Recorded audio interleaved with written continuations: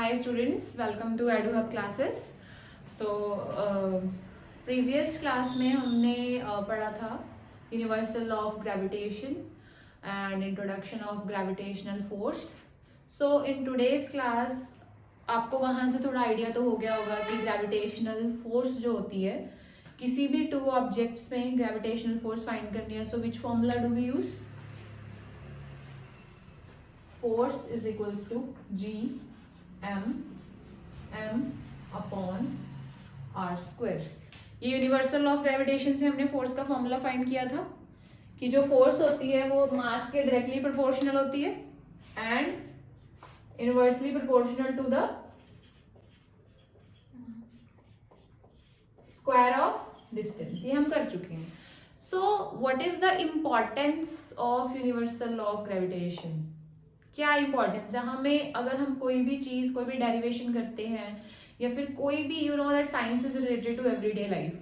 जब तक आपको ये नहीं पता होगा कि इस फोर्स इस एप्लीकेशन इसकी क्या एप्लीकेशंस हैं, हम इसको कहाँ कहाँ पे अप्लाई कर सकते हैं या फिर कहाँ कहाँ पे हमारे यूनिवर्स में कहाँ कहाँ ये चीजें अप्लाई हो रही हैं. So this is of no use है ना. सो यू शुड नो कि जो ग्रेविटेशनल फोर्स है what is the importance of it. आपको पता है कि there are so many planetary bodies, so many planets that revolve around the sun. Sun is called the father of. है वो gravitational force exert करता है on all the planets, जिस वजह से planet एक trajectory में एक orbit में घूमते रहते हैं. ठीक है. और अगर मैं बोलूँ कि जो tides हैं ocean में जो tides आते हैं वो भी moon की gravitational force की वजह से ही आते हैं. So एक तो second इसकी application ये हो जाती है. थर्ड, अब सबसे बेसिक क्या है कि हम यहाँ पे खड़े हैं, मैं यहाँ पे खड़ पा रही हूँ, अर्थ सरफेस पे मैं खड़ पा रही हूँ. कौन सी ऐसी फोर्स है जिसने मुझे खींच के रखा हुआ है, मुझे होल्ड करके रखा हुआ है? Gravitational force. So what is gravitational force? आपने बहुत सारी फोर्सेस पढ़ी होंगी, magnetic force, electrostatic force, frictional force, है ना. तो gravitational force is a new force which you come to know. So what is this force? तो ग्रेविटेशनल फोर्स अगर मैं यहाँ पे खड़ी हुई हूँ, अगर यहाँ पे मैं प्रॉपरली यू नो कि स्पेस में कोई ग्रेविटी नहीं होती तो स्पेस में खड़ना इज वेरी वेरी इम्पॉसिबल. सो वहां पे कोई भी फोर्स ऐसी है नहीं जो हमें होल्ड करके रखे. So that's why we just move freely in space. But in on our surface there is gravity और इस वजह से ग्रेविटी हर एक ऑब्जेक्ट पे एक फोर्स लगा रही है जिस वजह से सारे ऑब्जेक्ट अर्थ सरफेस पे टिके हुए हैं. Not only gravity is applying force on all objects, on all human beings, but it is also applying force on all the heavenly bodies, on all the planets and you know that solar eclipse, lunar eclipse, it is also possible because of this gravitational force. अगर आपने ये पता लगाना, जैसे satellites होती हैं, you know that moon is a natural satellite. जो satellites का टाइम पीरियड अगर आपको फाइंड करना है कि कितना उसका ऑर्बिट हो रहा है या उसका सैटेलाइट का time period you want to know, वो भी आप ग्रेविटेशनल फोर्स की हेल्प से फाइंड कर सकते हो.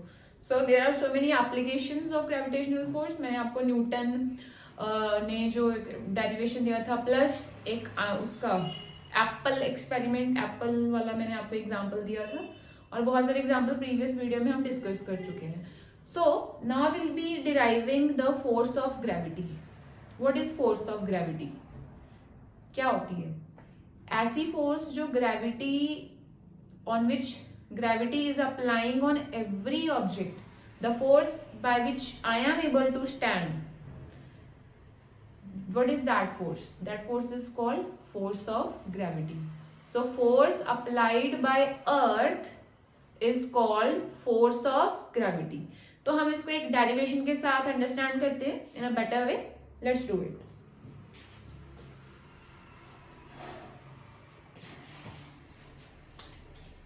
स्टूडेंट्स एक टर्म है.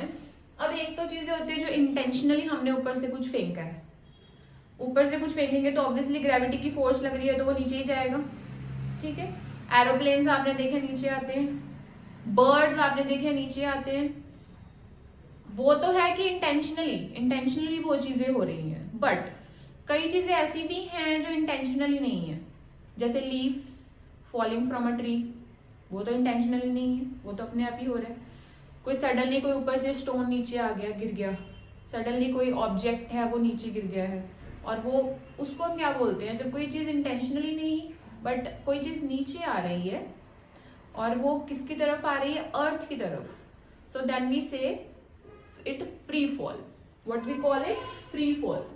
When anything, any object is attracted towards the surface of earth, okay, so then we say that it is in free fall. Let us say कि एक stone है, मैं एक stone ले रही हूँ, suppose एक stone कुछ height से earth की तरफ आ रहा है, ठीक है, stone is released from some height, let's say it is h, mass of the stone हम लेते हैं m, mass of stone is m. So जब ये stone अर्थ की तरफ को आ रहा है तो obviously earth must be applying some force on it, and what do we call that force? We call it a force of gravity. And how can we denote it? With F. आपने अभी तक force के बारे में पढ़ा है, force is the product of mass into acceleration, पढ़ा हुआ है. That force is equals to mass into acceleration. अब अगर कोई चीज अर्थ की तरफ आ रही है और नीचे आ रही है तो ऑब्वियसली कुछ वेलोसिटी से आ रही होगी, उसकी कुछ ना कुछ स्पीड होगी. वेलोसिटी ऐसी है कि वो चेंज हो जा रही है वेलोसिटी. ऑब्वियसली यहां से एकदम रेस्ट पोजीशन से वो नीचे गिरी है, ठीक है. रेस्ट पोजीशन से मतलब उसकी इनिशियल वेलोसिटी 0 होगी. इनिशियल वेलोसिटी 0, धीरे धीरे उसकी वेलोसिटी इंक्रीज हो रही है. इंक्रीज होते होते उसकी कुछ फाइनल वेलोसिटी बन चुकी है. जब तक उसने यहाँ पे पहुंचना है उसकी there will be a change in velocity, और change in velocity is called acceleration. And this acceleration is why this acceleration is produced. This acceleration is produced due to the force of gravity. ठीक है, कोई चीज नीचे आ रही है, किसी की वेलोसिटी कोई स्पीड के साथ नीचे आ रही है, बिकॉज अर्थ इज अट्रैक्टिंग और applying a force on that object. अब इस केस में acceleration is due to gravity, so you can replace a with g. So in this case what will be the force? Force is equals to m जी.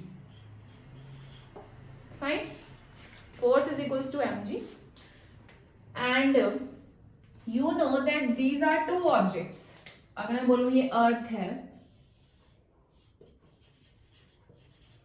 और ये कोई object है जो stone है, इन दोनों के बीच I told you this thing in previous class कि जब कोई भी दो ऑब्जेक्ट्स होते हैं और उनका कुछ मास होता है तो उनके बीच की फोर्स क्या होगी.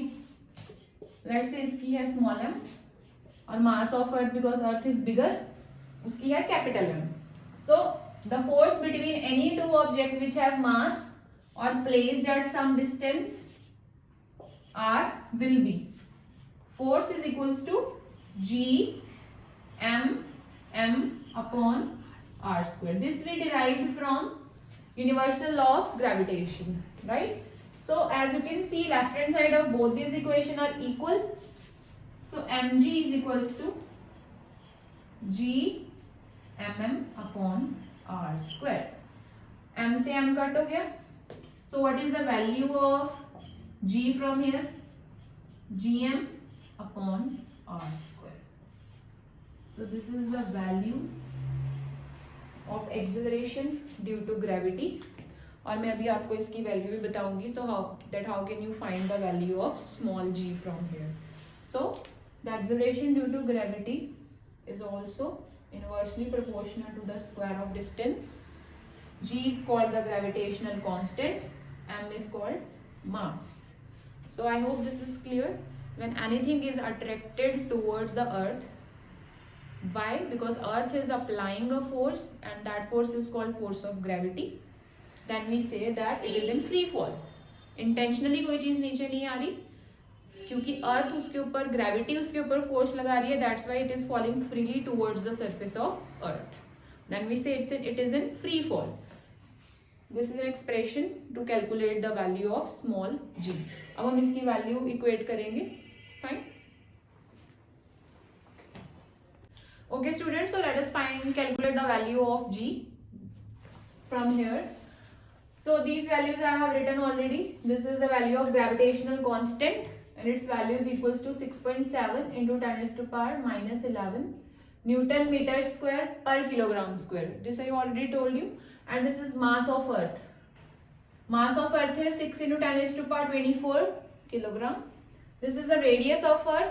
Radius of earth is 6.4 into 10 raised to power 6 meter. After putting all these values, we can easily calculate the value of small g, and small g is equals to gm upon r square.